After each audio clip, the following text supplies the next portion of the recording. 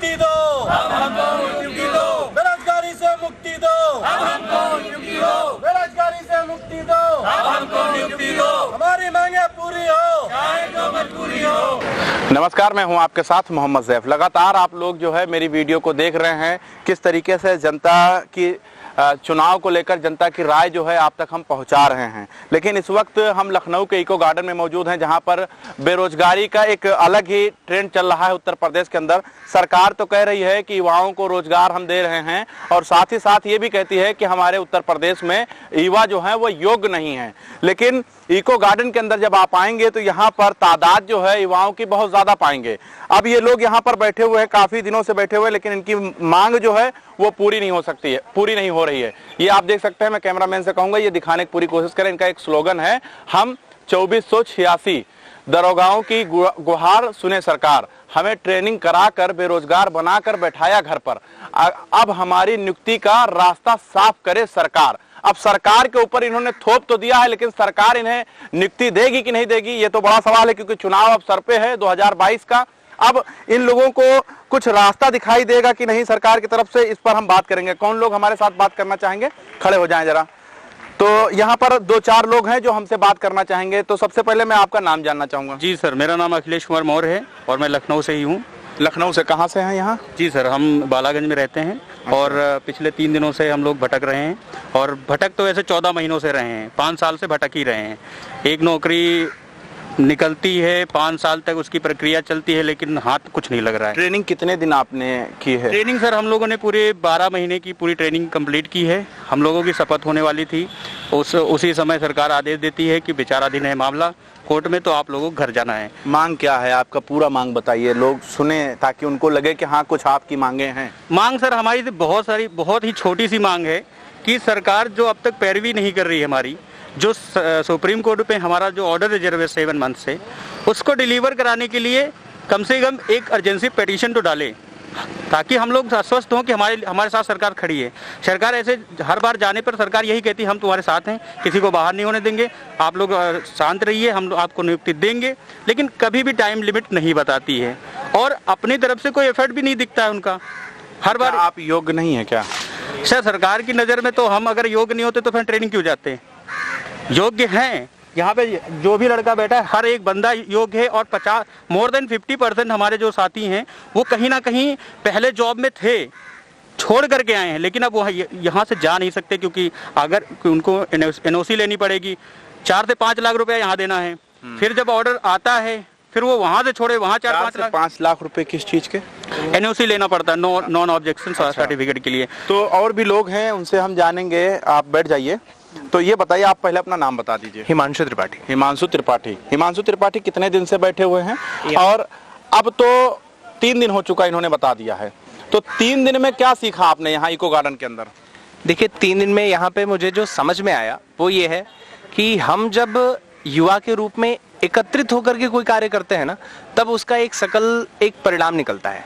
और दूसरी बात जो समझ में आई वो ये आई कि कहीं ना कहीं सरकार जो है वो युवाओं को प्रोजेक्ट तो कर रही है कि हाँ हम युवाओं के लिए कार्य कर रहे हैं, लेकिन जो सक्रियता युवा सरकार को दिखानी चाहिए वो सक्रियता सरकार की युवाओं के प्रति देखने को नहीं मिल रही है। नहीं, ये सरकार तो कह रही युवाओं को रोजगार देने का काम हम करेंगे। 1 लाख कभी बताते हैं तो कभी 1.5 लाख बताते हैं।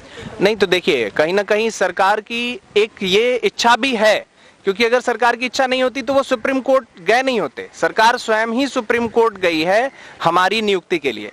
अब यहाँ पे मामला यह है कि सरकार गई तो है, लेकिन ढुलमुल रवैया है। वो एक तरफ दिखाना चाहती है कि हाँ हम कर रहे हैं, लेकिन जिस सक्रियता से, वही बात मैं कह रहा हूँ, जिस सक्रियता से करना चाहिए ना वो कर नहीं रही है। मीन्स दिखाना एक चीज होती है कि हाँ हाथी के दांत दिख रहे हैं, ठीक है, और एक चीज है कि हाँ उससे मैं वास्तव में चबा करके खा रहा हूँ, तो हाथी के दांत दिख तो रहे हैं कि हाँ सरकार कर रही है, लेकिन वास्तविकता में धरातल पे कितना उतर रहा है उसमें समय बहुत लग रहा है। सरकार की स्ट्रेटजी चाहे जो भी हो वो मुझे नहीं पता, लेकिन पिछले चुनाव का मामला है, 2016 की हमारी वैकेंसी है, अब ये दूसरा चुनाव आने वाला है। चुनाव से हमारा कोई बहुत लेना देना नहीं है, ठीक है।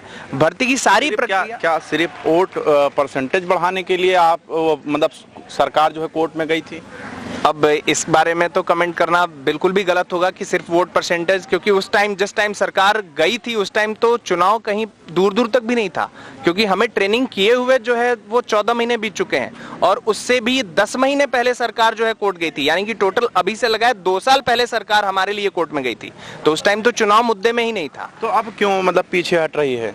पीछे नहीं हट रही है, कहीं ना कहीं सरकार जो है वो एक ऐसा रवैया अपनाए हुए है कि मामले को लेट लतीफ करके और ऐसा कुछ किया जाए कि चुनाव में कुछ बेनिफिट मिले। हो सकता मंदिर है मस्जिद का मुद्दा बना के बैठे हुए हैं। अब ये मंदिर मस्जिद पे हमारा काम नहीं है, चूंकि हम ट्रेंड है, ठीक है ना, वो हमारा काम नहीं है कि हम बोल सकें। अच्छा, खैर महिलाएं भी हैं तो हम आपसे भी जानना चाहेंगे, 2 मिनट के लिए समय चाह रहे हैं। तो ये बताइए कि महिलाओं के लिए तो सरकार काफी काम कर रही है और आप लोग यहाँ पर 3 दिन से बैठे हुए हैं, क्या लग रहा है कि सरकार सुन रही है महिलाओं की? सर, सरकार जो है जैसे नियुक्ति देने की जो बात करती है कि हमने इतनी नौकरियां दी है, वो सब एक कागजों में और बयानों में है। जब हम इको गार्डन में देखते हैं इतने लोग धरने पे बैठे हुए हैं तो हमें लगता है वो चीजें सिर्फ पेपर और बयानों में है, वास्तविकता के धरातल पर उतनी नियुक्तियां नहीं दी जा रही है। और जैसे हमारी भर्ती है, हमारी भर्ती तो पिछले 5 साल होके इस बार मतलब 6th ईयर शुरू हो चुका है इस भर्ती का। 2016 में इसका विज्ञापन आया था, 17 में इसका एग्जाम हुआ, 19 में हम ट्रेनिंग पे गए, 20 में हमने ट्रेनिंग कंप्लीट की, तो जस्ट पासिंग आउट परेड से पहले हमें घर भेज दिया गया और उसके बाद से मतलब मामला कोर्ट में विचाराधीन है। उसके बाद 7 महीने से ये ऑर्डर रिजर्व है।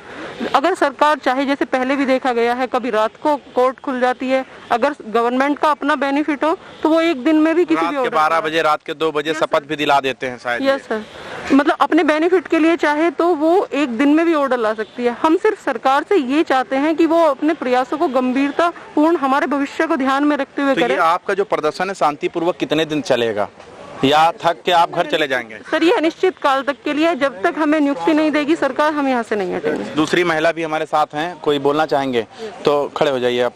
ये बताइए कि यहाँ पर आप 3 दिन से हैं, शासन प्रशासन का रवैया कैसा है? कोई सुनने आ रहा है आपके दर्द को कि नहीं आ रहा है? सिर्फ बंद बस्ते में आपको बंद करके रखा हुआ है, ये इको गार्डन चारों तरफ से दीवार है, कोई आता है कि नहीं आता है? जी नहीं, जब से हम लोग यहाँ आए हैं तब से यहाँ पे कोई भी नहीं आया है, कोई भी हमारा हालचाल लेने नहीं आया है, ना ही कोई ये जानने के लिए आया है कि यहाँ हम लोग क्यों बैठे हैं आखिर। ठीक है, उनसे हमें कोई भी सहयोग नहीं मिल रहा है। बाकी हाँ ये कह सकते हैं जो यहाँ पे जो भी पुलिस लोग यहाँ बैठी है वो हमारा सपोर्ट कर रही है, हमारे साथ है थोड़ा बहुत, बाकी बाहर से कोई भी नहीं आया। कब तक शांतिपूर्वक करेंगे? मान लिया जाए आप इसी तरीके शांतिपूर्वक कर रही हैं, मांग नहीं पूरी होगी तो आगे कुछ कदम बढ़ाएंगे कि बस यहीं से वापस चले जाएंगे घर? सर, फिलहाल तो हम लोग शांतिपूर्वक ढंग से ही करेंगे, जो भी करेंगे, अगर धरना देंगे शांतिपूर्वक ढंग से करेंगे, क्योंकि हमारी ट्रेनिंग हुई है दरोगा की और हम लोग को ट्रेनिंग में यही सिखाया गया है कि आप लोग को शांति व्यवस्था बनाए रखना है, तो हम लोग उसको बनाए रखेंगे।